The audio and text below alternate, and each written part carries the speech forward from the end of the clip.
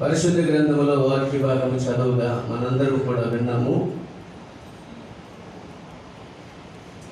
వినిన వాక్యమును ధ్యానము చేద్దాం.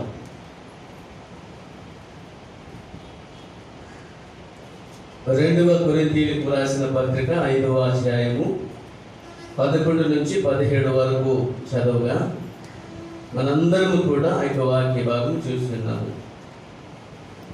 ఈ రోజున అంశము నూతన సృష్టి. మనము కొత్త సంవత్సరంలో లేదా నూతన సంవత్సరంలో ప్రవేశించి ఉన్నాము కనుక ఈ నూతనమైనటువంటి సృష్టి అనేటువంటి దాని మీద కాస్త దేవుని యొక్క వాక్యము ధ్యానం చేద్దాం. మంచిది, వాక్య సందేశంలోకి వెళ్దాం. నూతన సృష్టి చదవబడిన వాక్య భాగంలోకి వెళ్తే, మానవుడు భూమి మీద నివాసమై ఉంటున్నటువంటి దినములను జ్ఞాపకము చేసుకుంటే,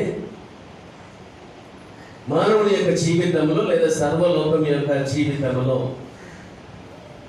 గ్రహించవలసినటువంటి వాక్య భాగము అనాది కాలంలోనే ఉన్నదన్న సత్యాన్ని మనం గ్రహించి ఆ వాక్య భాగంలో ఉండేటువంటి సత్యాన్ని మనం జ్ఞాపకం చేసుకుందాం. ఇప్పుడు చదవబడిన వాక్య భాగంలో 17వ వచనంలోకి వెళ్దాం.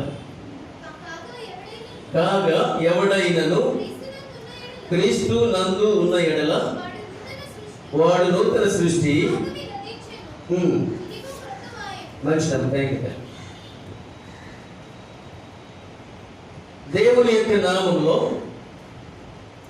రచించబడినటువంటి దేవుని ప్రజలైనటువంటి వారు, అలాగే కొరింథీలో ఉండినటువంటి పరిశుద్ధులు అనబడిన వారికి, పిలువబడినటువంటి వారందరికీ, యేసయ్యను అంగీకరించి జీవిస్తూ ఉండేటువంటి వారికి పరిశుద్ధుడైనటువంటి పౌలు గారు తన జీవితంలో వ్యక్తం చేస్తూ ఉండేటువంటి ఆత్మపూర్వకముగా ఏమిటి అనగా, కాగా ఎవడైనను, ఒక వ్యక్తి కాదు, ఇద్దరు వ్యక్తులు కాదు, ఆయా జన సమూహంలో ఉండినటువంటి బిడ్డలైనను దేవుని నమ్మిన నమ్మకపోయినా సరే దేవునిలో ఉండగలిగినటువంటి వాడు, దేవుని రుచి చూసినటువంటి వాడు, క్రీస్తులో జీవిస్తూ ఉండినటువంటి వాడు ఎవడైనా కావచ్చును, వాడి యొక్క జీవితంలో లేదా వారి యొక్క జీవితంలో ఒక నూతనమైనటువంటి విధానము కనబడుతూ ఉన్నది. అది ఏమిటి అనగా, మొట్టమొదటిగా మనం చూస్తూ ఉన్నట్లయితే, రక్షించబడినటువంటి ఏ వ్యక్తి అయినా సరే వారి యొక్క జీవితంలో పాతవి గతించిపోవాలి. పాతవి గతించిపోయిన వారి యొక్క దినములలో ఏవి కనబడుతూ ఉంటాయి అంటే కొత్తగా కనబడుతూ ఉంటాయి. కొత్తగా కనిపించినప్పుడు దేవుడు ఇచ్చినటువంటి పరిశుద్ధమైనటువంటి స్టేట్మెంట్ పౌలు గారు ఇచ్చినటువంటి ఏమిటంటే, ఎవడైనాను క్రీస్తు నందు ఉంటే భయం కలిగి, భక్తి కలిగి, విశ్వాసం కలిగి, దృఢమైన నిశ్చయత కలిగినటువంటి వాడిగా ఉండినటువంటి వారిలో ఒక నూతనమైనటువంటి విధానము, నూతన సృష్టి అనేటువంటిది కనబడుతూ ఉంది. అది ఈ మానవునికి అవసరము, లేదా సృష్టికి అవసరము, లేదా సమస్త మానవాళికి కూడా ఇది అవసరమే. ఏమిటది? ఎవడైనాను క్రీస్తు నందు ఉంటే మాత్రమే వాడి జీవితం మారిపోతూ ఉంది.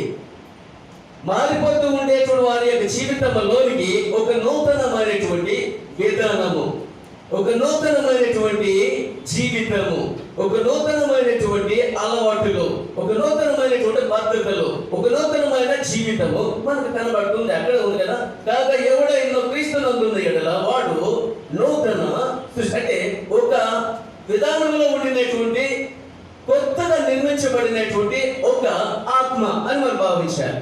కారణం ఏమిటంటే, వాడి జీవితంలో పాతవి గతించిపోతూ ఉన్నాయి, పాత పద్ధతులన్నీ పోతూ ఉన్నాయి. కొత్తగా వాడు జన్మించాడు కనుక, నాకు ఇది అవసరం కనుక వాడు ఒక నూతన సృష్టి. నూతన సృష్టిలో ప్రవేశించినటువంటి వాడికి వాక్యము తప్ప మరేది కూడా వాడికి తెలియదు. ఆమేన్, హల్లెలూయా. నూతన సృష్టిలో ప్రవేశించిన ఏ వ్యక్తి అయినా సరే వాడు క్రీస్తులో ఉన్నాడు, క్రీస్తు భయం కలిగి ఉన్నాడు, క్రీస్తు భక్తి కలిగి ఉన్నాడు, క్రీస్తులో జీవిస్తూ ఉన్నాడు, క్రీస్తు ముద్రను ధరించుకున్నాడు అన్న విషయాన్ని జ్ఞాపకము చేసుకోవాలి. మొదటి మాటలో చూస్తున్నట్లయితే ఇది దేవుని యొక్క సృష్టి.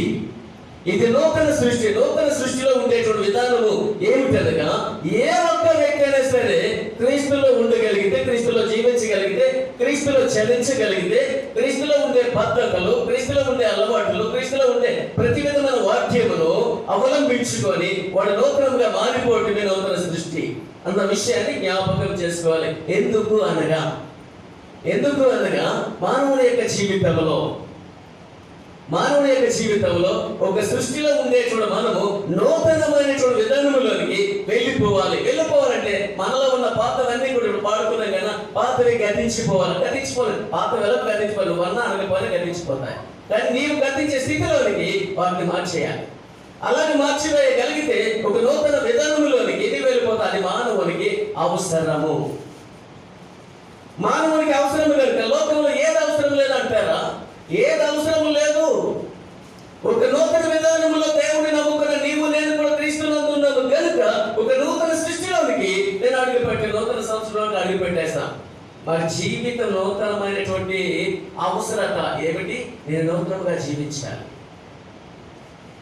ఒక నూతనంగా అలవర్చుకోవాలి, ఒక నూతనమైన పద్ధతిలోకి నేను వెళ్ళాలి, నూతనమైన జీవితం నా దేవునికి వ్యక్తం చేయాలి. అదే దేవుని యొక్క దృష్టిలో నూతన సృష్టిలో నియమించబడినటువంటి నీవు నేను కూడా ఒక నూతన విధానంలోనికి అడుగు పెట్టగలిగితే ఏం చేస్తామంటే, ఇక్కడ ఉండేటువంటి ఇప్పుడు చదవబడిన వాక్య భాగంలో చూస్తే 11వ వచనం, కావున మేము ప్రభువు విషయమైన భయము, ఆమేన్ హల్లెలూయా, ప్రభువునందు ఉండేటువంటి భయము కలిగి మనుష్యులను దేవుని యొద్దకు ప్రేరేపించచ్చు.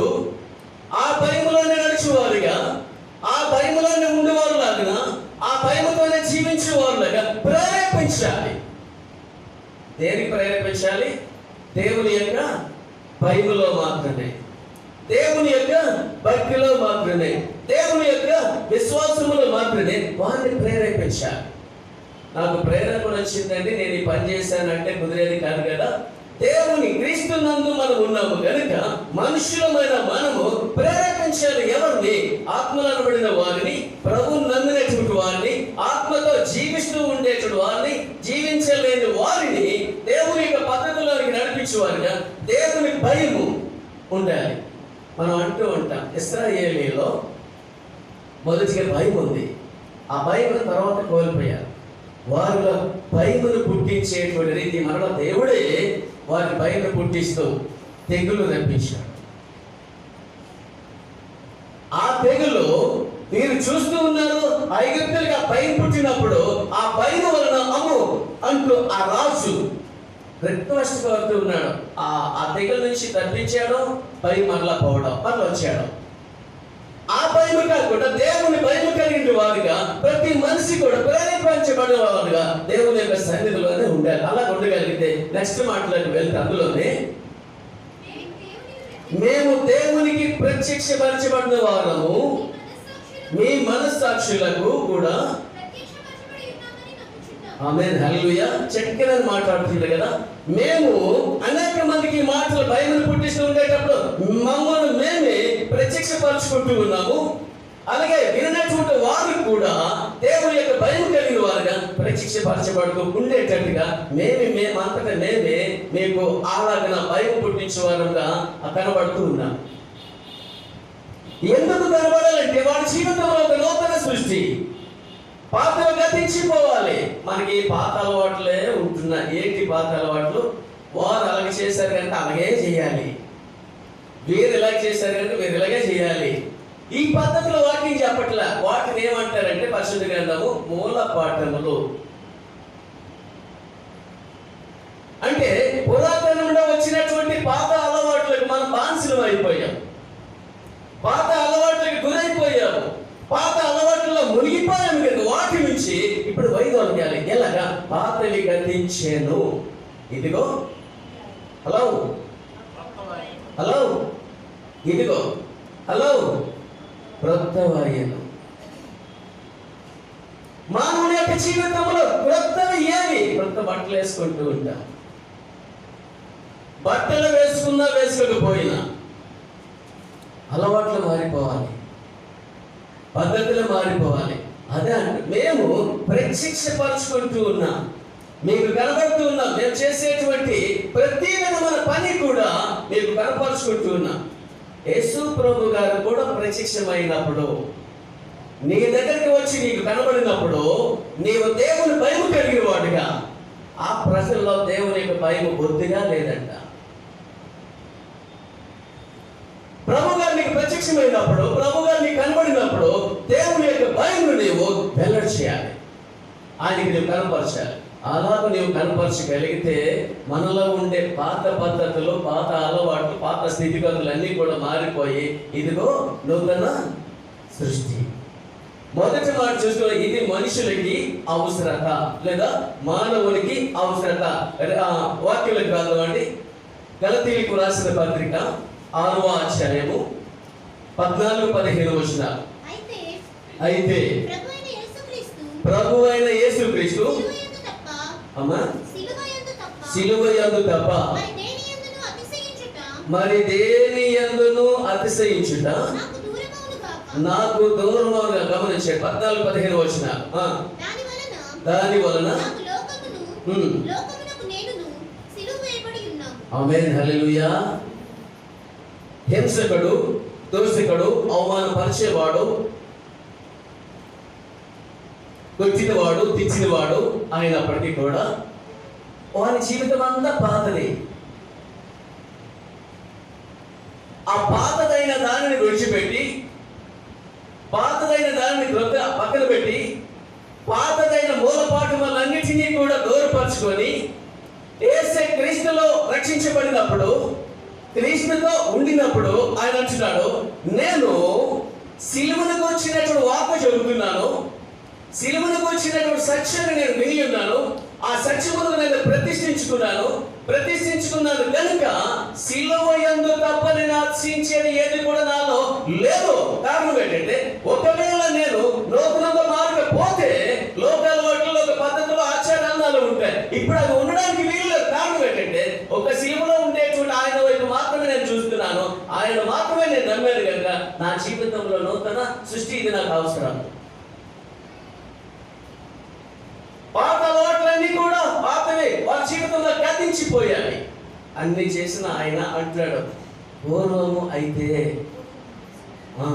చక్కగా చెప్పేవాడు, పూర్వము ఇప్పుడుగా అన్ని విధాలా కూడా నేను దూషించేవాడిని, దోషకుడను, అనేక మంది హింసించేవాడిని, హింసకుడను, అనేక మందికి హాని కలిగించేవాడిని, హానికరుడును, అనేక రీతిలో చేసిన వాటన్నిటికీ ఇప్పుడు నేను చెప్పి ఉన్నాను. పూర్వము ఇప్పుడు కాదు,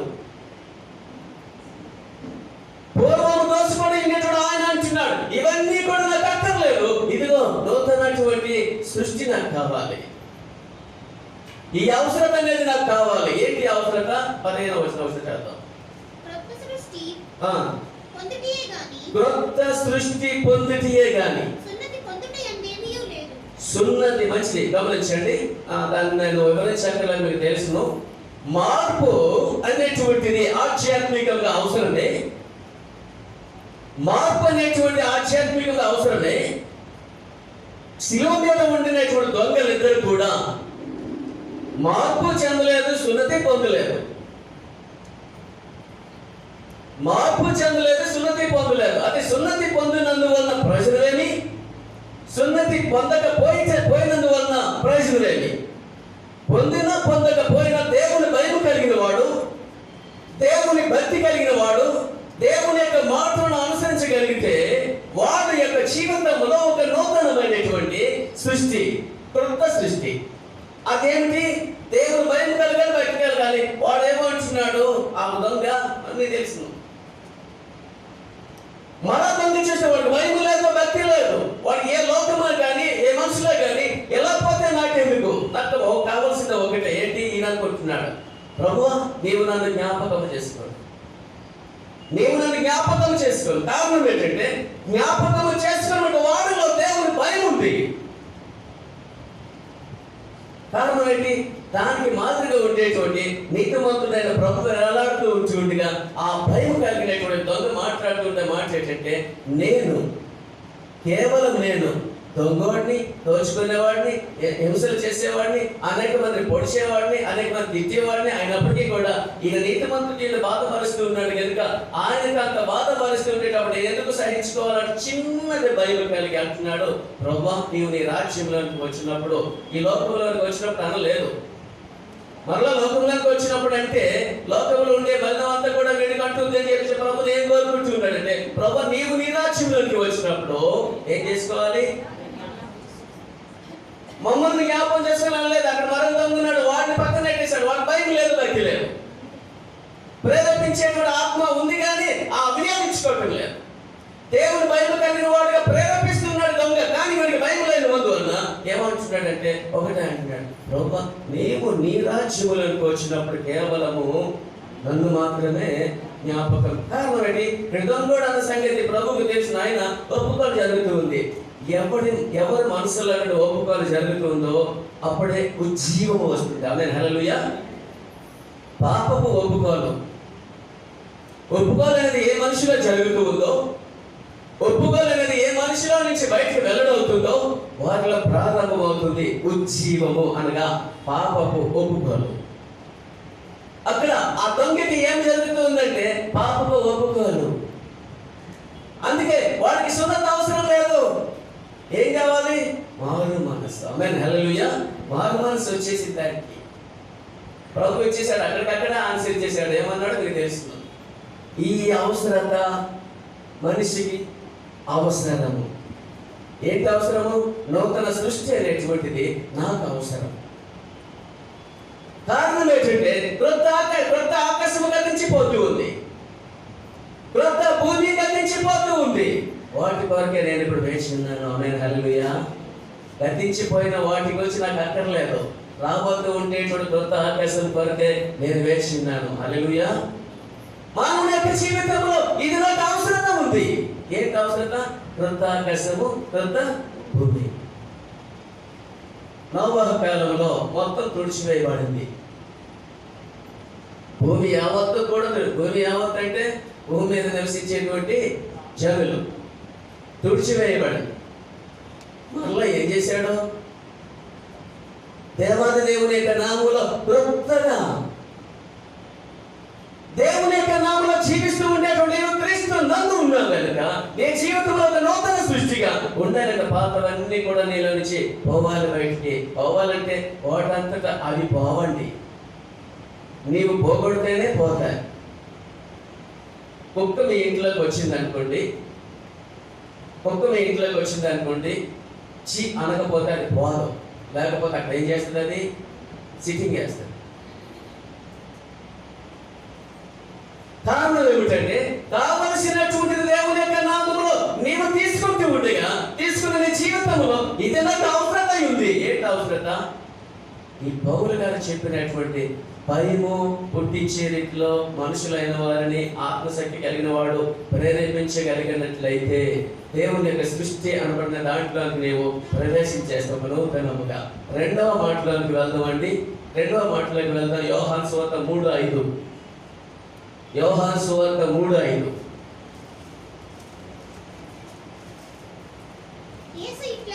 యేసు ఇట్లా నేను ఒకడు నీటి మూలముగాను ఆత్మ మూలముగాను జన్మించితే గాని తల్లి. ఈ వాక్యమును అర్థం చేసుకోగలిగితే నూతన జన్మము, ఒక మనిషి, ఒక వ్యక్తి, ఒకరి యొక్క జీవితము దేవుని యొక్క నామములో వాక్యము చదవబడిన రీతిగా చూస్తూ ఉన్నట్లయితే ఒకడు నూతనముగా జన్మించితే గాని అంటే పుట్టితే తప్ప, అంటే వాడికి ఏంటిది? ప్రారంభము. ఒకడు నూతనంగా జన్మించాడు అంటే, ఒకడు నూతనంగా జీవిస్తూ ఉన్నాడు అంటే, ఒక నూతనంగా పుట్టాడు అంటే ఇది వారి జీవితానికి ఒక నూతన ప్రారంభము. అదేంటి నా వయసు ఎంత అయింది ఇప్పుడు ప్రారంభం ఏంటి అంటామా? కాదు కదా. ఒకడు నూతనముగా జన్మించితే వాడి జీవితానికి ఇది ప్రారంభ దశ. ప్రారంభము. ఒక నూతనమైనటువంటి నూతన జన్మగా జన్మించిన వాడు ఇది ప్రారంభంలోనే ఉంటున్నాడు కనుక ప్రారంభంలోనే క్రీస్తు బండ పైన వాడి యొక్క అడుగులో ఏం చేసుకోవాలి? ఆమేన్, హల్లెలూయా. వాక్యము చేత వాడు బలపరుచుకోవాలి. క్రీస్తు విలువైన శిలువ రక్తము చేత దినదినము కూడా కడిగబడాలి. దేవుని యొక్క వాక్యము ద్వారా బలపడిన వాడు అసలుకి చదవబడిన వాక్య భాగం అంటే ఒకడు నూతనముగా జన్మించితే గాని నూతనంగా అంటే గమనించండి ఈ వాక్యం. ఒకడు నూతనంగా జన్మించినట్టు ఇంతవరకు మన అందరం కూడా జన్మించేసాం కదా, ఎప్పుడో బాప్తిసం తీసి జన్మించుకున్నాం. Okay, right. కానీ జీవితంలో రక్షించబడిన నీవు, నూతనముగా జన్మించిన నీవు, నూతనములోకి ప్రవేశించిన నీవు, నీ జీవితం అంతా కూడా నీ పరివర్తనలో మార్పు రావాలి. ఆమేన్, హల్లెలూయా. ఇది ప్రారంభము. ఎలా ప్రారంభం గమనించండి. ఒక కుంటివాడు జీవితం అంతా కూడా కుంటివానిగా ఉన్నాడు అనుకోండి, వాడికి కొత్త దశ రావాలంటే ఏం చేయాలి? యేసు ప్రభు గారు అక్కడ శృంగాలైన దేవాలయం వాడు కూర్చుంటే వాడికి నూతనమైనటువంటి విధానము, నూతనమైనటువంటి జన్మం ఇచ్చాడు. ఆయనకి ఏక జన్మము. ఈ పాతమంతా కూడా ఆయన జీవితంలో గతించిపోయి కొత్తది ఏంటి? ఒక అంతవరకు నడవలేని పరిస్థితి, అంతవరకు గుంజుకుంటూ ఉండేటువంటి పరిస్థితి, అంతవరకు ఎవరితో కూడా స్పష్టంగా మాట్లాడేటువంటి స్థితిలో ఉంటూ అలాగే కూర్చుండేటువంటి వారి స్థితి ఇప్పుడు నూతనముగా జన్మం వచ్చేసింది. ఆయన మనము కూడా మన జీవితాలలో ఒక నూతన జన్మం ఎత్తాము అంటే అనేక రీతిలుగా మనం ఏం చేయాలంటే ఇది నా జీవితంలో ప్రారంభము. ఈ ప్రారంభంలోనే మనం ఏం చేయాలి తెలిసిన? ప్రారంభంలోనే క్రీస్తు అనేటువంటి వాక్యము పైన మనము పునాది వేసుకోవాలి. ఆమేన్, హల్లెలూయా. పునాది వేసుకుంటే ఆ పునాది ఎలా ఉండాలంటే దేవుని యొక్క వాక్యము ద్వారా మాత్రమే కట్టబడాలి. దేవుని యొక్క వాక్యం ద్వారా మాత్రమే స్థిరపరచబడాలి. అలాగ స్థిరపరచబడగలిగితే దానికి ఉదాహరణ మీ అందరికీ తెలుస్తున్నాం. బండ మీద ఇసుక మీద కట్టబడినటువంటి ఇల్లు ఎలాంటివో, ఏది స్థిరంగా ఉంది, ఏది అస్థిరం అయిపోయింది, ఏది కడవరకు ఉండేటువంటిది, ఏది క్రీస్తు అనేటువంటి బండ పైన కట్టబడింది, దాని పునాది ఎంత గట్టిదో అనేటువంటిది అక్కడ తేటగా మనకు కనబడుతుంది. దేవుని యొక్క వాక్యం అనేటువంటి పునాది మీద ఎవడైతే కట్టుకుంటాడో వాడి యొక్క పునాది గట్టిగా నిలబడిపోతుంది. ఆమేన్, హల్లెలూయా. లేకపోతే ఎలాగుంటే తెలిసిన? నేను ప్రభువులో కట్టుబడ్డాను, ప్రభువులో జన్మమెత్తాను, నూతన జన్మము, ప్రభువులో నేను జీవిస్తున్నాను, ప్రభుత్వంలో నేను ఉన్నాను అనుకుంటూ గాలి, వర్షము, వడగడ్లు, తుఫాను వచ్చినప్పుడు అనగా వీటన్నిటికీ అర్థం ఏంటంటే సమస్యలు వచ్చినప్పుడు, ఐహిక విచారములు వచ్చినప్పుడు నేను కొట్టుకుంటూ పోతా అంటే నీ భక్తి సరైనది కాదు, నీ వేసుకున్న పునాది స్థిరమైనది కాదన్న సత్యాన్ని గ్రహించాలి. అందుకని మానవుడు యొక్క ఒకడు నూతనంగా జన్మించాలి. అసలు ఒకడు జన్మించిన తర్వాత మళ్ళా నూతనంగా ఎందుకు అనాలి? వాడి భక్తి, వాడి భయము సరి అయినది అదనే కదా. వాడు ఇది నాకు ప్రారంభ దశ. ఈ ప్రారంభం నుండి నేను చెబుతూ ఉంటాను అప్పుడప్పుడు ఎవరికైనా సరే క్లాసులకు వెళ్ళినప్పుడు first class, second class, third class అని చెబుతూ ఉంటాను. కానీ first class, second class, third class ఎందుకు చెబుతానంటే బాగా వినని వాడు, బాగా చదివిన వాడు ఫస్ట్ క్లాస్ తెచ్చుకుంటాడు, అంతా చదివినటువంటి వాడు సెకండ్ క్లాస్ తెచ్చుకుంటాడు, అంతంత మాత్రం చదివిన వాడు థర్డ్ క్లాస్ తెచ్చుకుంటే మిగతా వాళ్ళందరూ కూడా జనరల్గా వెళ్ళిపోతారు. అంటే క్లాసుల ప్రారంభ దశలో ఉండేటప్పుడు మాస్టర్ అనేటువంటి ఆయన అందరికీ ఒకే విధముగా చెబుతాడు పాఠం, అందరికీ ఒకే విధంగా చెప్తాడు. అంటే వినేటువంటి వాడు స్పష్టంగా విని దానిని అనుసరించగలిగితే, దాని మీద తన జీవితం పెట్టగలిగితే, దాని మీద తన జీవితం ఆధారపడగలిగితే వాడు ఉన్నత స్థాయిలోకి వెళ్ళిపోతాడు. అందరికీ ఫస్ట్ క్లాస్ వచ్చి నాకు ఫస్ట్ క్లాస్ రాలేదంటే అర్థం ఏంటి? దానిపైన నేను ఇంకా మనసు పెట్టుకోలేదు, దానిపైన నేను ఇంకా పునాది వేసుకోలేదు, దానిపైన నేను ఇంకా స్థిరపడలేదు కనుక అలాంటి పరిస్థితి ఏర్పడింది. అది కాకుండా వాక్యం సెలవిస్తూ ఉండేది ఏంటంటే ఒకడు నూతనముగా జన్మించితే తనకు ప్రారంభ దశ అన్న విధానాన్ని జ్ఞాపకం చేసుకుంటూ నూతన జన్మ వచ్చినప్పుడు నేనేం చేయాలి? ఒక పసి పిల్లలాగా మారిపోవాలి. ఆమేన్, హల్లెలూయా. కుష్ఠరోగి అనేటువంటి ఒక మనిషి ఉన్నాడు. ఎవరు? నయమాన్. ఆయన దేవుని భయము లేదు, దేవుడు అంటే తెలియదు, రాజు అంటే తెలిసిన, ప్రవక్త తెలియదు, ప్రజలైన వారు తెలిసిన, కానీ ఆయన ఏలుబడంతా కూడా ఎలా ఉంది అంటే లోకములోనే ఉంటుంది. అయినప్పటికీ కూడా తెలుసుకోలేని పరిస్థితిలో ఉంటున్న ఆయన్ని దేవాది దేవుడు తెలియపరిచే రీతిలోనికి ప్రేరేపించబడ్డాడు. ఎలా ప్రేరేపించబడ్డాడు అంటే తన జీవితం అంతా కూడా కుష్టి వ్యాధి, తనకు కలిగిన వ్యాధి నుంచి విముక్తి చెందాలి అంటే పాత జీవితం అంతటికి విముక్తి కలగాలి. ఎలాగా?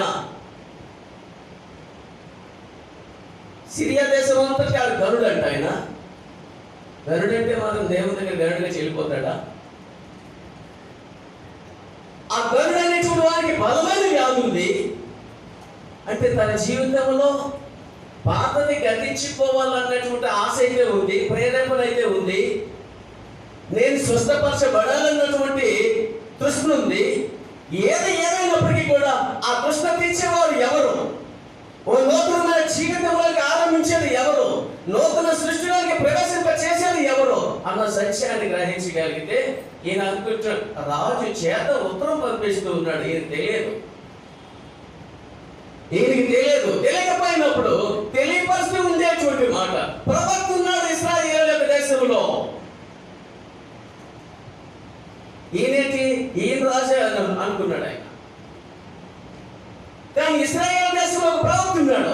ఆయన దగ్గరికి వెళ్ళమంటే ఈయన ఇష్టపడటంలే. అంటే పాత జీవితాన్ని నేను కలిగి ఉండాలి, అందులోనే నేను జీవించాలి. కానీ ఈయన ఆశ తెలుసండి, నాకుండే వ్యాధి మాత్రం, రోగం మాత్రం పోవాలి. అది ఎల్లవయ్యా బాబు, ఆయన దగ్గరికి వెళ్తే నీకు ఆరోగ్యం వచ్చేస్తుంది కదా, అని నీ పాత జీవితం అంతా పోద్ది కదా, నీ పాత అలవాట్లన్నీ పోతాయి కదా అని అనలేదు. కానీ నీ రోగం పోద్ది, వెళ్ళు. ఆ రాజు ఈ రాజుకి ఉత్తరం రాసేటప్పుడు పంపించినప్పుడు ఈయన మాత్రం ఇంట్లోకి వెళ్ళి అడుగుతున్నాడా? అబ్బే, ఈయనకు ఒక భయం ఉంది, అంజులకు ఒక భయం ఉంది. ఏంటో భయం తెలుసా? అమ్మో, ప్రభు దగ్గరికి వెళితే ప్రభు చాలా మంచి అలాడే మాటలు. అంజులు నేను వినే మాట ఏమంటే మీ యేసయ్య చాలా మంచివాడండి, చాలా అద్భుతాలు చేస్తాడండి, కానీ మేము అందులో నడవలేకపోతున్నామండి మా భర్త ద్వారా అనే స్త్రీలను నేను చూశాను. స్త్రీలు అనే మాటలు నేను విన్నాను. మీ యేసే చాలా మంచివాడండి. అవును, యేసే చాలా మంచివాడు అన్న విషయాన్ని ఈయన విన్నాడు. ఈయన వినదాని ప్రకారంగా ఆయన దగ్గరికి వెళ్ళిపోవాలి కదా, లోపలికి బయట నుండే మాట్లాడుతున్నాడు. అంటే ఏంటి?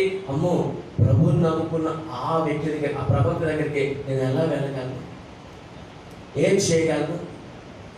ఏదైనప్పటికీ కూడా ప్రభువు చెబుతూ ఉండేటువంటి మాటల ప్రకారంగా అతను దేవుని యొక్క ప్రవక్త చెబుతూ ఉన్న మాటల ప్రకారంగానే ఆయన నడిచాడు. ఆమేన్, హల్లెలూయా. ప్రవక్త చెబుతున్న మాటల ప్రకారంగా నడిచాడు, ప్రవక్త చెబుతున్న మాటల ప్రకారంగా మురిగాడు, ప్రవక్త చెబుతున్న మాటలు కానీ పసిపిల్ల అయిపోయాడు. ఆమేన్, హల్లెలూయా. అంటే పసిపిల్ల ఎప్పుడైతే అయిపోయాడో ఒక నూతన జన్మము, మానవునికి ఒక నూతనమైనటువంటి జన్మం కావాలి. అంటే ఎప్పుడైతే పసిపిల్ల వాళ్ళే అయిపోతాడో, అంటే వాడు ఏం చేస్తాడో వాడికి తెలియని పరిస్థితి. అంటే గమనించండి, ఆధ్యాత్మికంగా జీవిస్తూ ఉండే వాడి యొక్క పరిస్థితి వాడికి తెలుసును, లోకంలో ఉండే విషయాలు చేయడానికి ఇష్టపడు. అలాంటప్పుడు పసిపిల్ల ఏం చేస్తూ ఉందా అన్నటువంటి విషయాలుగా ఈయన మారిపోయాడు. కనుక మారిపోయినటువంటి జీవితము ధన్యమైపోయింది. ఆమేన్, హల్లెలూయా. ఎలా ధన్యమైపోయింది? పాతది క్రొత్తది ధరించేశాడు. నూతన జన్మము. ఒక మానవుడు నూతనంగా జన్మించాలంటే పాతవన్నీ విడిచిపెట్టాలి, కొత్త వాటిని ధరించుకోవాలి. నూతన జన్మమైన మానవుడు ఏం చేయాలంటే నూతన అలవాట్లలోనే, పద్ధతుల్లోనే నడుచుకుంటూ ఉండాలి. అందుకని ఒక మానవుడు ఖండించేద్దాం. ఒక వాక్యం 3:5 యోహాను సువార్త 3:5 అయిపోయిందా? చదువు. యేసు ఇట్లనెను, అప్పుడు నీటి మూలముగాను ఆత్మ మూలముగాను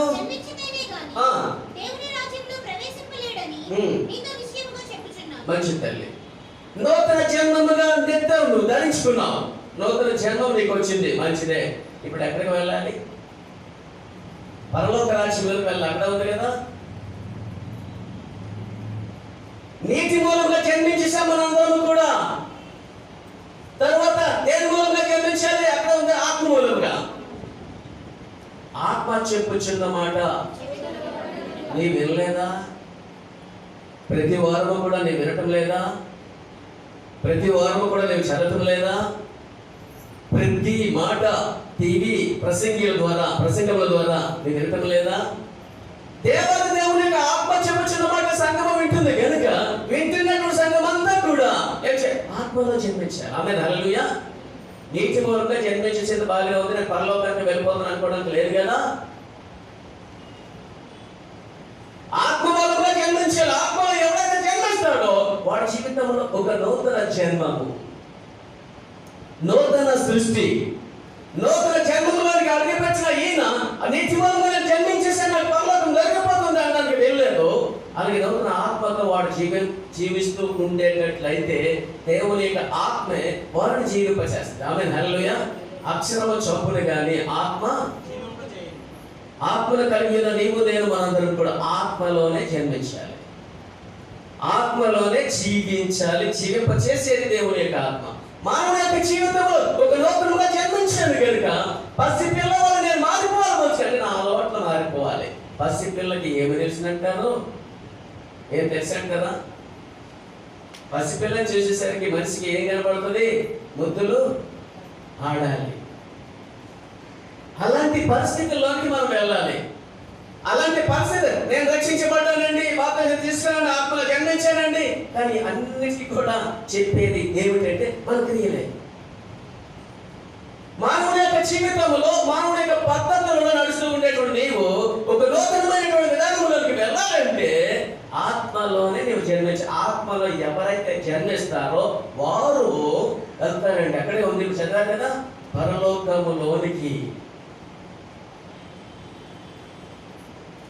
మనం అనుకుంటుంటాం కదా పరలోక రాజ్యం ఎక్కడుందంటే, ఏమండి మన మనుషులోనే ఉంది. నేను చెప్పాను నా డైలాగ్, అది నా డైలాగ్ అంటే అది. పరలోక రాజ్యం అనేది ఎక్కడ ఉంది? అదృశ్య రూపంలో పరలోకం ఉంది, దృశ్యమైన రీతిలో ఉందా? కనబడుతుందంట కదా పరలోక రాజ్యము. వాక్యం ద్వారా కనబడుతుంది కదండి. మన మధ్యలోనే ఉంది ఆ పరలోక రాజ్యం అనేది, మన మధ్యలో ఉంది కనుక పరలోక రాజ్యం కొరకే నీవు ప్రయత్నం చేస్తున్నావు కనుక, నీవు ప్రయాసపడుతున్నావు కనుక, నీవు నూతనంగా జన్మించావు కనుక, నూతన ఆత్మగా జీవిస్తూ ఉన్నావు కనుక పరలోక రాజ్యం నీకోసం ఆ తలుపులో తెరవబడి ఉన్నాయి. నీ కొరకే. నువ్వు వెళ్ళకపోయినా పర్వాలేదు, నేను రమ్మని పిలిస్తే పర్లేదు. ఆమేన్, హల్లెలూయా. ఎందుకు? ఆత్మలో నీవు జన్మించావు కనుక. ఆత్మలో జన్మించినటువంటి వారికి దేవుడు మార్గం తెరుస్తాడండి. ఒక దగ్గర మంచి తుఫాను వచ్చింది. మంచి తుఫాను అంటే గట్టి తుఫాను వచ్చింది. జరిగిన విషయం మీ ముందు పెడుతున్నాను. పెద్ద తుఫాను వస్తే, పెద్ద తుఫాను వచ్చింది, ఇల్లు మొదలగునవన్నీ కొట్టిపోతూ ఉన్నాయి సముద్రంలోనికి. ఇది కాకినాడలో జరిగిన సంగతి. దేవుని నమ్ముకున్న వ్యక్తి, దేవుని నమ్ముకోలేని వ్యక్తి ఇద్దరు కొట్టుకుపోయారు మధ్యలోనికి. ఏదో ఒక దెబ్బ దొరికిందంట. ఆ దెబ్బ మీదకి ఇద్దరు ఎక్కిపోయారంట. వారిని చూసి ఒకడు వెళ్ళి ఆ హిందువు అనబడినట్టు ఆయన్ని తీసుకొచ్చేసాడు బయటికి. ప్రభు నమ్ముకున్న వ్యక్తి ఏం చేయాలి? కేకలేస్తుంటంట. కేకలేస్తూ ఉంటే హెలికాప్టర్ మీద ఒక నిచ్చెన వేసాడంట ఆయన దగ్గరికి. బాబు దీని మీదకి ఎక్కునైనా వచ్చేసాయని చెప్పేసి. అంటే ప్రభు నమ్ముకున్న ఆత్మకి ఎవరి ద్వారా తెలుస్తారంటారు?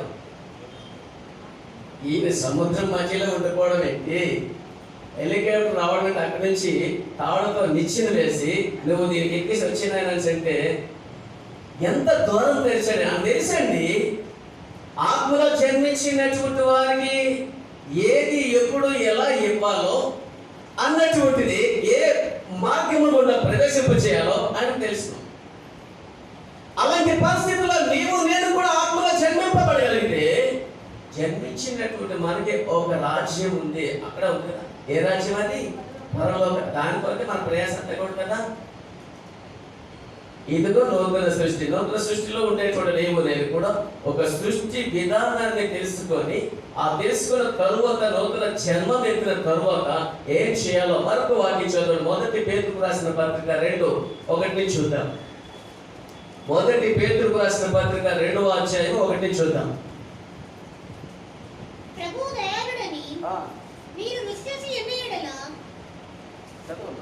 సమస్తమైన దుష్టత్వమును, సమస్తమైన కపటమును, వేషధారణను, అసూయను, సమస్త దూషణ మాటలను మాని క్రొత్తగా జన్మించిన శిశువులను పోలిన వారై నిర్మలమైన వాక్యమును పాలన వలన రక్షణ విషయంలో ఎదుగు నిమిత్తము ఆ పాలను అపేక్షించుడి. మంచిది. ఏం మానేసుకోవాలా క్లియర్గా ఉన్నాయి కదా. ఒక పసిపిల్ల వాళ్ళే నేను మారిపోయాను అని చెప్పుకుంటే కుదిరేది కాదు. ఒక పసిపిల్లను నేను ధరించుకున్నాను అన్నటువంటి అంటే కుదిరేది కాదు. నేను పసిపిల్లలాగా జీవిస్తూ ఉన్నాను అంటే ఎలా జీవిస్తున్నానంటే వీటిని మానేయాలి. వీటిని మానేయాలి అంటున్నాయి. దేవుడు వాక్యం అనేటువంటి పాల ద్వారా నేను దినదినము కూడా రక్షించబడుచున్నాను. దినదినము కూడా వాక్యం ద్వారా కట్టబడుచున్నాను. దినదినము కూడా పసిపిల్ల వాళ్ళే నేను మారిపోతున్నాను అంటే మారిపోతున్నాను అంటే అవి ఉండకూడదు. ఏముండకూడదు? చదువుకున్నాం కదా. రక్షించబడ్డాము కానీ ఇవన్నీ కూడా మళ్ళీ కనబడుతూ ఉంటాయి. మనకేం దొరికిపోవాలి? పరలోక రాజ్యం దొరికిపోవాలి. నూతనంగా నన్ను జన్మించేసి ఏమమ్మా జన్మించేసావా? జన్మించాను. ఎప్పుడు 1927-37 జన్మించి బాగానే చెబుతాం. కానీ వాక్యం సెలవిస్తుంది, ప్రభువు దయాళుడని రుచి చూచి.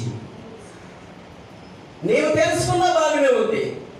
ప్రభు అంటే ఏమిటో, ప్రభు యొక్క వాక్యం అంటే ఏంటో, ప్రభు యొక్క ప్రతి విధమైనటువంటి అద్భుతాలంటే ఏంటో, పసిపిల్ల దేహం అంటే ఏంటో మీకు తెలుస్తుంది కూడా. అలాంటి పరిస్థితుల్లో ఏమి మానయ్యారా క్లియర్గా రాయబడి ఉంది.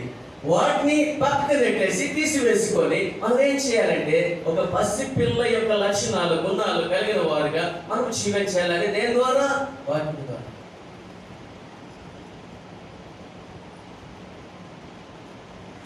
వాక్యం ద్వారా దినదినము నీ జీవితంలో కడుగొట్టగలిగితే, వాక్యం ద్వారా నీవు ఉదక స్నానం చేసుకోగలిగితే, వాక్యం ద్వారా నీవు పరిశుభ్రపరచుకోగలిగితే నీ జీవితం పసిపిల్ల వల్లే మారిపోతారండి. దానికి ఎక్కువ కారణం ఏంటంటే ప్రసంగిలు చెబుతాడు, అన్నీ తెలిసినప్పటికీ అన్నీ తెలియదు అన్నట్టుగా ఉండాలి. హల్లెలూయా. అన్నీ తెలిసినప్పటికీ కూడా నాకేమీ తెలియదండి అంటే అవసరార్థమే చెప్పాలి. అన్నీ తెలిసినప్పటికీ గమనించండి, చదువుతూ ఉండేవాడు నాకు వచ్చినట్టాడు నెరవేరాడు కదా. పరీక్ష సమయం వచ్చినప్పుడు వాడు పరీక్ష అంటే చూపెడతాడు. ప్రభు మన జీవితాలు కూడా ఎలాగంటే దేవుని యొక్క నామములో ప్రభువు దయాళత్వము కలిగిన వాడు కనుక, దయాళుడు కనుక, ఆయన వాక్యము దయగలిగినది కనుక, ఆయన వాక్యమును రుచి చూసి ఉన్నాడు కనుక, రుచి చూసి ఉన్న నా జీవితమును ఏం చేయాలంటే వాక్యము ద్వారా దినము కూడా నేను కడుగుకొని చిన్న పిల్లవాడిని వల్లే చేష్టలు కలిగిన వాడిగా తేరిపోవాలి. అప్పుడు వాడి జీవితంలో ఏం కనబడుతుంది? నూతన జన్మము. వాడు ఊరపాటులన్నీ మర్చిపోవాలండి. పద్ధతులన్నీ కూడా మా నాన్న ఇలాగ చేశాడు కనుక నేను ఇలాగ చేయాలి అని లేదు కదా ఎక్కడ కూడా. కానీ మా నాన్న ఎలా చెప్పాడండి, మా నాన్న యేసయ్య ఎలా చెప్పాడు తెలిసిన, ఏ వాక్యం అయితే చదువుతున్నా ఆ ప్రకారంగా నడువు నా కుమారుడు అంటున్నాడు. నాకు చెప్పి నా తండ్రి నీకు చెప్పట్లేదా? నా తండ్రి అయిన దేవుడు అంటున్నాడు, ప్రభు దయాళుడు అని చెప్పి రుచి చూసా బాగానే ఉంది. రుచి చూసి ఉత్తముడు, యథార్థవంతుడు, దయాళుడు, దయాలతో కలిగిన వాడు, దీనతో కలిగిన వాడు, వినయం కలిగిన వాడు, విధేయత కలిగిన వాడు, అలాంటి వాటినే మనం ధరించుకోవాలి కదా. అలాంటి వాటినే మనం పొందుకోవాలి కదా. అలాగే పొందుకోగలిగితే మన జీవితంలో ఒక నూతన జన్మం అనేది ఏర్పడుతుంది. మొదటిది ఇదిగో కాగా ఎవడైనను క్రీస్తునందున్న ఎడల వాడు నూతన సృష్టి, పాతవి గతించిన ఇదిగో క్రొత్తది మొదటి మాట. రెండవది నూతన జన్మము అయిపోయింది. మూడవ మాటలకు వెళ్దాం. ఎఫెసీయులకు రాసిన పత్రిక 4:24 ఎఫెసీయులకు రాసిన పత్రిక 4:22, 23, 24. నీ చిత్త వృత్తి యందు నూతన పరచబడిన వారి చిత్త వృత్తి యందు నూతన పరచబడిన వారై నీతియు యథార్థమైన భక్తియు గలవారై దేవుని పోలికగా మంచిదమ్మా.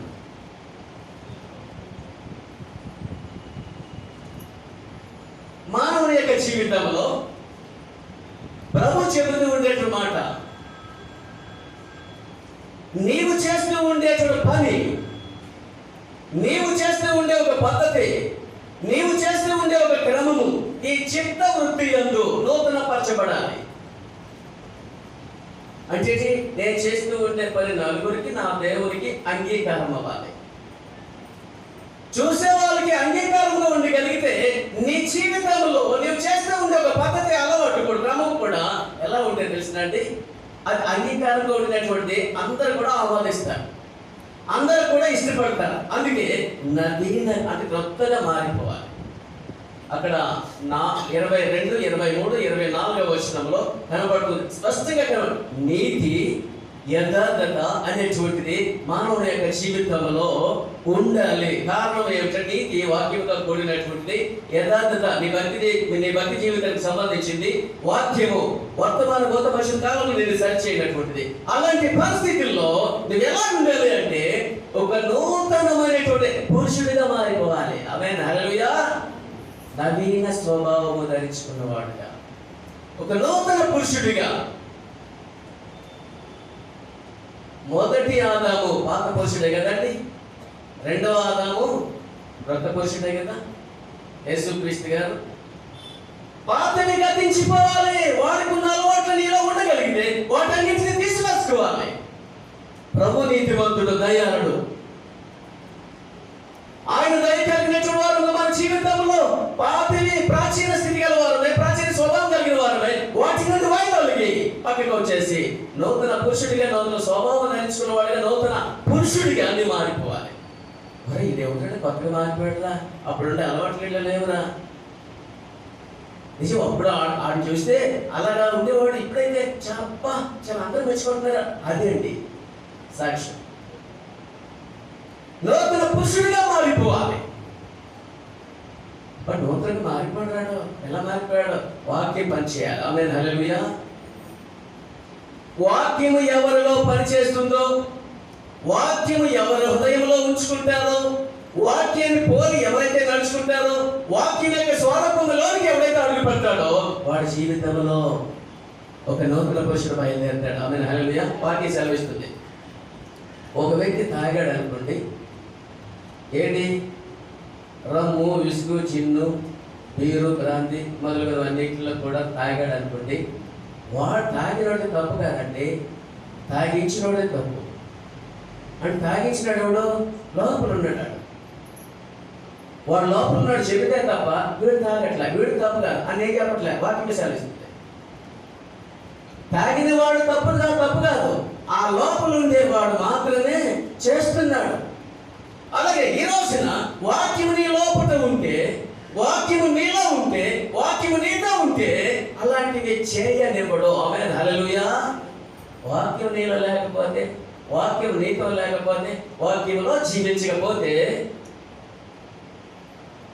ఎలాగంటే ఒక నూతన పురుషుడు నీళ్ళ నుండి బయలుదేరుతాడు.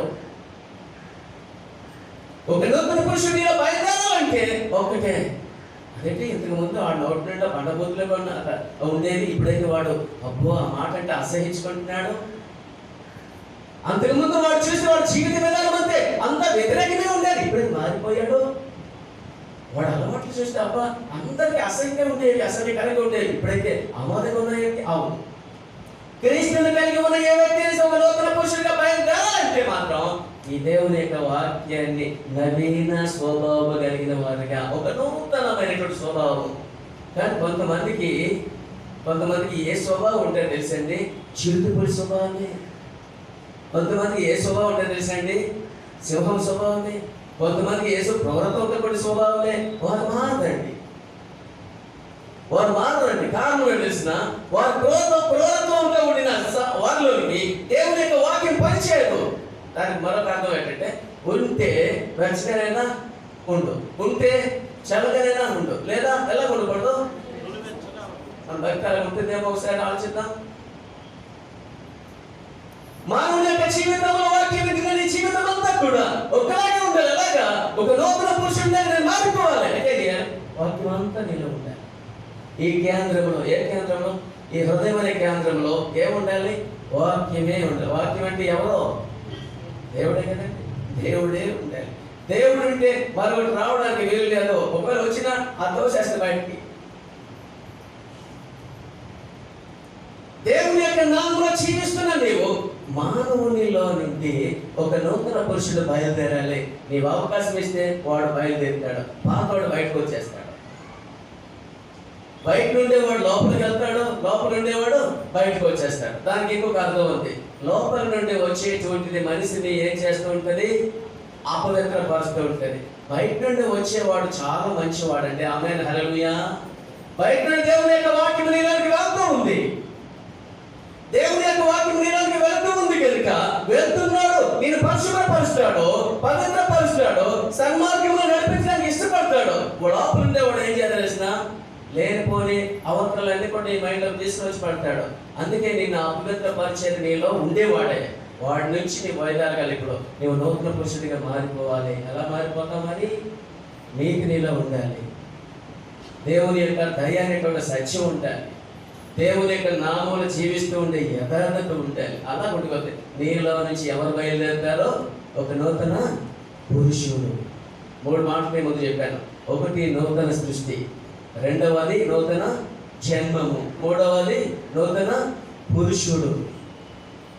ఒక మనిషిలో నుండి పాతవాడు రావాడు. అయినప్పటికీ పాత అలవాట్లు ఇప్పుడు లేవు వాడిలో. అవును, లేవు. వాక్యానికి సంబంధించిన అలవాట్లే ఉన్నాయి అని అనుకోవాలి. అలా జీవించాలి. అలా జీవిస్తే అనుకుంటారు. జీవించకపోతే ఏమనుకుంటారు? 4వ మాటలకు వెళ్దామండి. 4వ మాట రోమా 6:4. రోమీయులకు రాసిన పత్రిక 6:4. కాబట్టి తండ్రి మహిమ వలన క్రీస్తు మృతుల్లో నుండి ఎలాగూ లేపబడెనో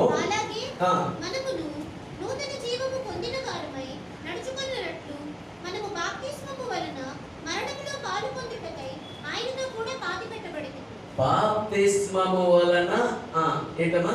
బాప్తిస్మము వలన మరణములో, గమనించండి, బాప్తిస్మము వలన దేంట్లో పాలు పంపులు? మరణములో. అంటే బాప్తిస్మము మనిషి ఎప్పుడైతే తీసుకున్నాడో, బాప్తిస్మము మనిషి ఎప్పుడైతే తీసుకున్నాడో మరణములో, మరణము అంటే బాప్తిస్మము విషయంలో నూతనముగా నేను జన్మించాను కనుక మరణమును చంపేశాను. అంటే పాతదన్నింటినీ కూడా నేను చంపేశాను. మరణములో నేను వాటన్నిటినీ కూడా నూతనమైనటువంటి విధానంలో ఒక ప్రదర్శన చేయాలి. ఏంట ప్రదర్శన? నేను బాప్తిస్మము తీసుకున్నాను కనుక బాప్తిస్మము మూలముగా నాలో ఉండ అవతరాలను నేను చంపేశాను. ఒక ప్రదర్శించాలి. ఏంటి? ఒక సినిమా కానీ, ఒక బుర్ర కథ కానీ, ఒక డ్యాన్స్ కానీ ఏదో ప్రదర్శించేటప్పుడు వాడు సిద్ధపాటు కలిగి డయాస్లోకి వచ్చేస్తాడు. అలాగే ఒక మనిషి యొక్క జీవితంలో నా జీవితం ప్రదర్శించబడాలి అవతల వాళ్ళకి అనేటప్పుడు ఎలా చేశారు? బాప్తిస్మములో అడుగు పెట్టావు, నువ్వు తీసుకున్న తర్వాత మరణము. అంటే బాప్తిస్మం అంటే ఏంటి? పాపములను పాతి పెట్టబడి, అంటే పాపాలను ఏం చేసావు? ఇప్పుడు చంపేశావు. పాపాలు చంపేసావు కనుక చంపేసిన నీవు మరణములో ఏమి పొందేశావు? మరణంలో నువ్వు గెలిపి ఎవరి వరకు వెళ్ళిపోతావు? అంటే ఎవరి నామములో నువ్వు రక్షణ బాప్తిసం పొందావో, బాప్తిసం పొందుకున్న యొక్క నామములో జీవిస్తూ ఉన్నావు కనుక మరణముతో నీకు ఇంకా. మానవుని యొక్క జీవితంలో ఒకటి గ్రహించండి. ఏంటి గ్రహించండి అంటే నేను ప్రదర్శించాను అనేక మంది ఎదుట. నేను నూతన పురుషుడిగా నూతనంగా సృష్టింపడ్డాను, నూతనంగా జన్మించాను, నూతన పురుషుడిగా తయారు చేయబడ్డాను, నూతనంగా ప్రదర్శిస్తున్నాను. 4 మాటలు చెప్పాను. ఇప్పుడు నూతన సృష్టిగా నేను సృష్టింపబడ్డాను, నూతన జన్మమెత్తాను, నూతన పురుషుడిగా బయలుదేరాను, నూతనముగా అనేక మంది ఎదుట నా జీవితం ప్రదర్శిస్తున్నాను. ప్రదర్శించే వారికి దొరికేటువంటి గొప్ప భాగ్యం ఏదంటే పరలోకమే. ఆమేన్, హల్లెలూయా. భూమి మీద ఉండేటువంటి మానవుని యొక్క జీవితంలో ఒక్కటే గ్రహించాలి. అదేమిటంటే ప్రభువా పాపిని గతించాను, ఇదిగో ప్రభుత్వం. మానవుని యొక్క జీవితంలో నేను ఇంకా ముగిస్తూ ఉన్నాను. మీరు ఇంటికి వెళ్ళి రెఫరెన్స్ చూసుకోండి. 2 పేతురు రాసిన పత్రిక 3వ అధ్యాయం 11 నుంచి 13 వరకు, అలాగే రోమీయులకు రాసిన పత్రిక 14వ అధ్యాయము 4వ వచనము, అలాగే 14వ అధ్యాయం 16వ వచనము, 13వ అధ్యాయము 3-4 వచనాలు మనం చూడగలుగుతున్నట్లయితే చక్కని ఆన్సర్లు మనకు దొరుకుతున్నాయి. ఈ భూమి గతించిపోతున్నాయి. నూతన ఆకాశం కొరకు, నూతన భూమి కొరకు మనం ఏం చేయాలి? కనిపెట్టాలి, లేదంటే వేచి ఉండాలి. నూతనంగా జన్మించిన నీ జీవితం అంతా కూడా వాటి కొరకు కనిపెట్టగలిగితే నువ్వు నూతనమైనటువంటి సృష్టిలోనే ఉంటూ, నూతన పురుషుడిగా ఉంటూ, నూతన ప్రదర్శనలు చేస్తూ, సృష్టిలో ఉండేటువంటి వింత వింత కార్యాలు చూస్తూ అనేక మంది దేవుని యొక్క భయం కలిగిన వారుగా ప్రేరేపించేవాడుగా నీ జీవితం దేవునికి ప్రదర్శింపగలిగితే దేవుని యొక్క ఆశీర్వాదాలన్నీ కూడా నీవే. బాప్తిసం పొందేసా మంచిదే, నూతనంగా జన్మించడం మంచిదే, నూతన ఆత్మ ద్వారా జీవించగలిగితే వీటన్నిటిని స్వతంత్రించడం కదండి. మానవుని యొక్క జీవితంలో ఒక్కటే గ్రహించండి, ప్రభువా ఎంతవరకు నాలో నేను రక్షించబడ్డాను, బాప్తిసం తీసుకున్నాను, అలాగే నూతన ఆత్మ ద్వారా నేను జీవిస్తున్నాను లేదో, నూతనంగా నేను జీవిస్తుంటే దినాలన్నీ కూడా నూతనంగా నా జీవితాలు మారుతూ ఉన్నాయి లేదో, దినాలన్నీ కూడా మారిపోతూ ఉన్నాయి, నా బ్రతుకు మారుతుందా లేదని ప్రశ్నించుకోగలిగితే నీ చిత్త వృత్తి ఎంతో నూతన పరచబడిన వాడుగా దేవునికి కనపరచుకోగలిగితే దేవునికి ఆశీర్వాదాలన్నీ కూడా నీవే. నీతి నీలో ఉండాలి, యథార్థత నీలో ఉండాలి, దయాత్మ నీలో ఉండాలి, వినయం నీలో ఉండాలి, విధేయత నీలో ఉండాలి, యథార్థత నీలో ఉండాలి, సత్యం నీలో సత్యమునకు ప్రతిష్ఠించేవాడుగా నీవు ప్రదర్శించగలిగితే ఆశీర్వాదాలన్నీ నీవే.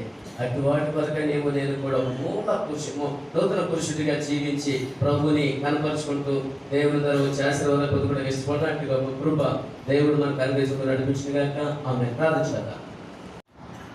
మహోన్నతుడైన దేవా, శ్రీమంతుడా, మరియు దేవుడా, స్వస్థపరచువాడా, మీ వాక్యములు వినడానికి సమయం ఇచ్చిన దేవా నీ స్తోత్రాలు. ఇంతవరకు మీ సన్నిధి అనుభవించడానికి, మీ సన్నిధిలో కూర్చోవడానికి అందరికి ఇచ్చిన గొప్ప తరుణం కొరకు మీ స్తోత్రాలు చెల్లిస్తున్నాను. ప్రతి బిడ్డను, ప్రతి కుటుంబాన్ని మీరు దీవించి ఆశీర్వదించి మహిమ పొందండి. ఈ రోజున ఆర్ఆర్బి పరీక్షలు రాస్తూ ఉండేటువంటి బిడ్డలను మీ చేతులకు అప్పగిస్తున్నారు. చీరాతగాను, ఆలోచనకర్తగాను, ఆశ్రయదుర్గంగా మీరుండి, అలాగే వ్రాసి ఉన్న బిడ్డలను కూడా మీ చేతులకు అప్పగిస్తున్నారు. రాయబోతుంటున్న బిడ్డలను కూడా మీ చేతులకు అప్పగిస్తున్నారు. వీరందరికీ విజయాన్ని ఇచ్చి గొప్ప మార్గాలు యేసు నామములో తెరవబడిన గాక.